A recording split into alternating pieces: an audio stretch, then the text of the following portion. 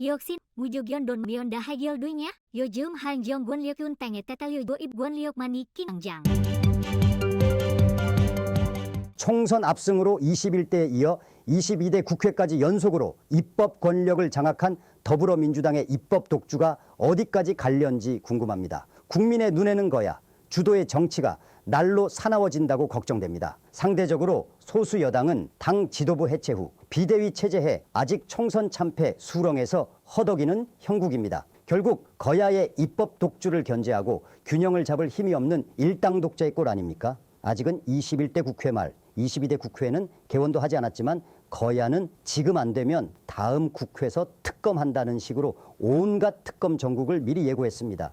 민주당은 당내 경선 없이 새 원내대표로 친명 박찬대 대표를 선출하고 운영, 정책 수석 부대표 등 최강팀의 원내 지도부를 구성했습니다. 박 대표는 지난 7일 첫 원내 대책회의를 통해 지난 총선 압승으로 국민으로부터 두 가지 숙제를 받았다고 설명했습니다. 하나는 윤석열 검찰 독재 견제, 또 다른 하나는 민주당이 주도하여 민생개혁과제를 완수하라는 명령이라고 주장했습니다. 이에 따라 박 대표는 친명 기동대로서 책임을 완수하겠다고 다짐했습니다. 박 대표는 이재명 대표 공약인 국민 1인당 25만 원의 민생회복 지원금을 위한 추경 편성을 정부가 거부하면 특별조치법을 법안 1호로 발의할 수 있다고 공언했습니다. 여야 영수회담을 통해 국민으로부터 신임받은 야당 대표가 건의한 사항을 대통령과 정부가 받아주지 않는다면 정부 반대를 무력화시키는 처분적 법률을 통해 현금 살포 선심을 행사하겠다는 뜻으로 전문가는 해석합니다. 국민 1인당 25만 원이면 대략 13조 원 규모로 계산되는데 기재부는 재정 형편이나 세수 감소 등 여건상 어렵다고 말합니다. 또 특별법으로 밀어붙인다면 정부의 예산 편성권을 규정한 헌법 위반이라고 지적하기도 합니다. 그런데도 민주당은 총선 압승을 내세워 무소불위식으로 입법 권력을 부여받았다고 확신하는 모양새로 비춰집니다. 과연 총선 민의가 이 같은 위헌적 독선, 독주 권력을 부여했다는 해석할 수 있겠습니까? 박 대표는 지무비 이대원 구성과 관련 여당과 협상이 안 되면 법사위 운영위를 포함한 18개 상임위원장을 모두 다 차지하는 독식을 할 수도 있노라고 공언하기도 했습니다. 이에 앞서 국회의장 하겠다는 사람들은 의장이 소속 정당을 떠나 중립적 위치에 설 필요가 없다는 주장을 펼치고 있습니다. 그러니까 22대 국회는 국회의장을 비롯하여 원내 모든 상임위원장까지 민주당이 차지할 수도 있다는 일당 독재를 선언한 셈입니다. 박 대표는 윤 대통령이 재의료국원, 즉 거부권을 행사한 8개 법안을 22대 국회에서 패키지 발의로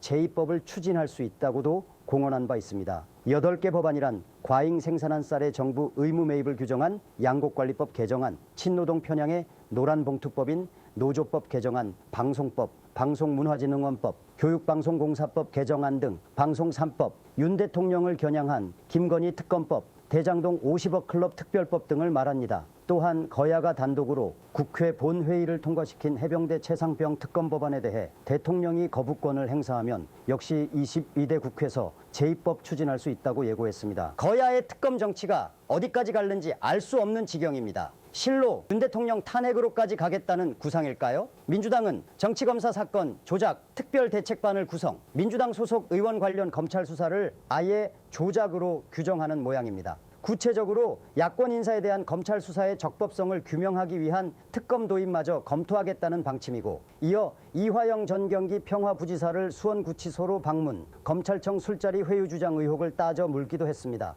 또 조국 대표의 딸 조민 씨 입시 비리 수사 관련 검찰 조작 혐의 특검, 1심서 징역 3년형을 선고받은 환군하 조국혁신당 원내대표 특검, 한동훈 전 국민의힘 비대위원장 자녀 입시 비리 의혹 특검 등을 마구 거론하기에 이르렀습니다. 한편 거야 원내 지도부가 온갖 특검 공세를 강화하고 있을 때 이재명 대표는 입원 치료를 위해 일주일간 휴가를 떠났으니 매우 한가한 처신으로 비친진다고 세간은 언급합니다. 더불어민주당이 21대에 이어 22대 국회마저 총선 압승으로 장악한 것은 국민의 뜻이라고 주장할 수는 있습니다. 여소야대 국회에서 거야가 입법권을 지배하는 것도 당연하다고 볼 수도 있습니다. 그렇지만 견제 없는 무한 입법 독재권을 부여받았노라고 자부하는 것은 지나친 해석입니다. 검찰의 야권 인사에 대한 수사를 조작으로 규정하는 것도 지나치다고 볼 수 있습니다. 그렇다면 심지어 민주당이 집권했던 문정권에서 수사했던 사건마저 조작이라 우겨야 할 것입니다. 법원 재판을 통해 실형을 선고받은 사건마저 다시 특검으로 밀어붙이고 정부가 반대하는 현금 지원을 특별법으로 강행하겠다는 것은 이 대표의 공약을 이행하기 위해서는 위헌도 불사하겠다는 독선이라는 해석을 낳고 있습니다. 총선 압승을 자부할 수 있다지만 입법권을 지나치게 남용하면 금방 심판받게 됩니다. 윤 대통령이 민정수석 비서관실을 신설, 김주현 전 법무부 차관을 임명하면서 사법 리스크가 있다면 내가 설명하고 풀겠다고 말했습니다. 민정수석 임명이 결코 사정기관 장악이나 사법 리스크 대응이 아니라는 주장입니다. 거야의 입법 독주에도 견제를 받고 자제가 필요하다고 세간은 촉구합니다. 지금까지 이코노미 톡뉴스 배병규였습니다.